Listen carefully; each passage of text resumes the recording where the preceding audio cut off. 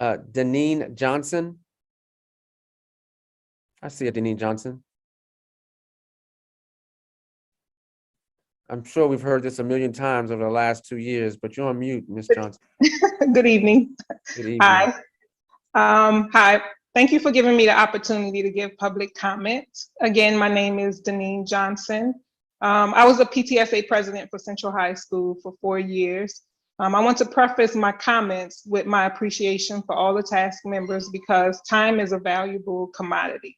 But it would behoove me to say that I would personally have preferred a task force to take a deep dive into the following.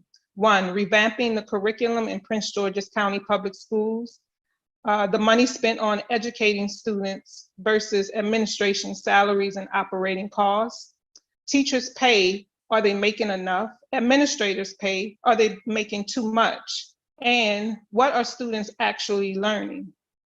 Regarding my comment on the makeup of the board, whether they are appointed or elected, does not change the state of the education of our children are facing in Prince George's County. We need to transform teachers' pay. We need to transform curriculum for students. We need to transform those that are charged with leading our children.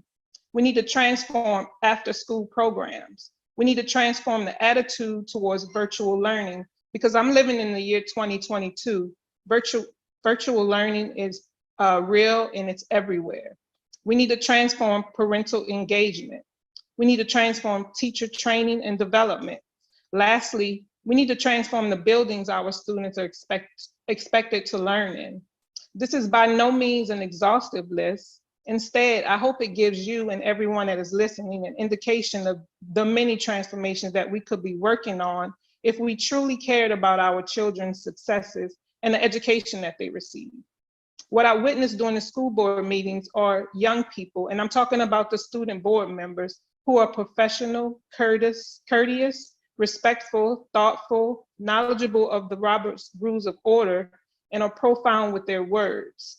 Now, I don't know about you all, but I prefer those over leaders who are dismissive, unprofessional, disrespectful, and non-contributing with a bunch of letters behind their name. Experience isn't everything, and calling yourself an expert is egocentric. I'm sure we've all worked with someone who have been doing their job for 20 or 30 years, and everything that they were doing was just all wrong. Just because you've been doing something for 20 or 30 years doesn't mean that you were doing it right or successful. Finally, I said that because— About 30 more seconds, Ms. Johnson, thank you. Okay, there's a narrative that some folks are trying to develop surrounding the age of school board members, experience, and who should serve. I personally take exception to this because people who claim to be Prince George's proud, claim to be long life residents of Prince George's County, educated in Prince George's County, held jobs in Prince George's County government, now all of a sudden think that those who take the same path are not good enough because of their age and their lack of so-called business and professional management experience. Ms. Johnson, wrap up in about 15 to 30 seconds. Those management skills don't always translate into effective management at the government level, where considerations like equity, health, and safety are important. My success came from advocating for myself and others.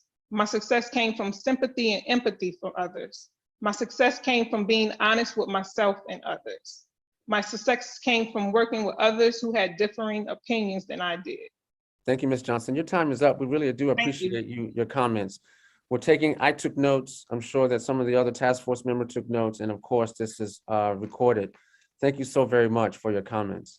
Are there any questions that we have from the task force? Yes. Yes, Dr. Coleman, I don't know why my hand keeps falling down. I apologize. It's okay. Thank you, Ms. Thomas. But I have a question, Ms. Johnson. Yes. I want to know if you could give me a suggestion, or maybe one, maybe two suggestions on parent engagement. And would you also address the areas that you are concerned about regarding curriculum? Okay.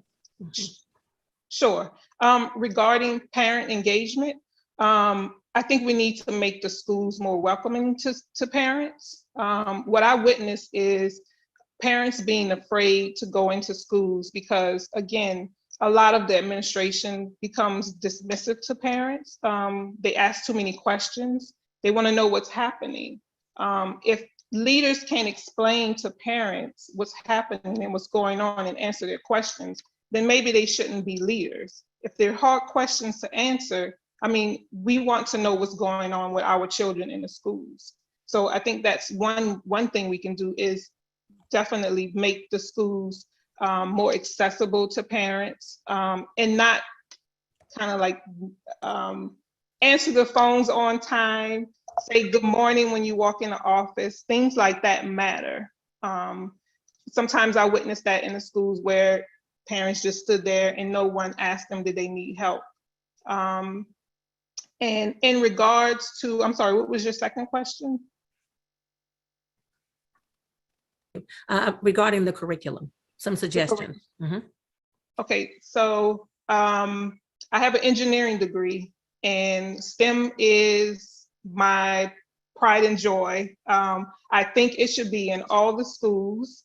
I would personally make the high schools more STEM related in the sense that they should have more entry-level courses like introductory to networking, code writing, how to create apps. Those things will definitely help our students get a job once they graduate from school, if high school, if they don't want to go to college. I work in that field, and if you have those type of skills, entry-level skills, you can get a job with a company like Northrop Grumman.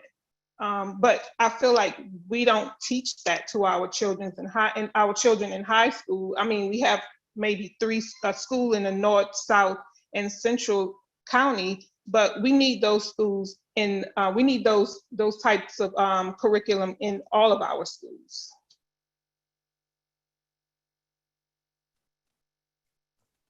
Thank you, Ms. Thomas. Thank you, Ms. Johnson. Any other questions from the task force?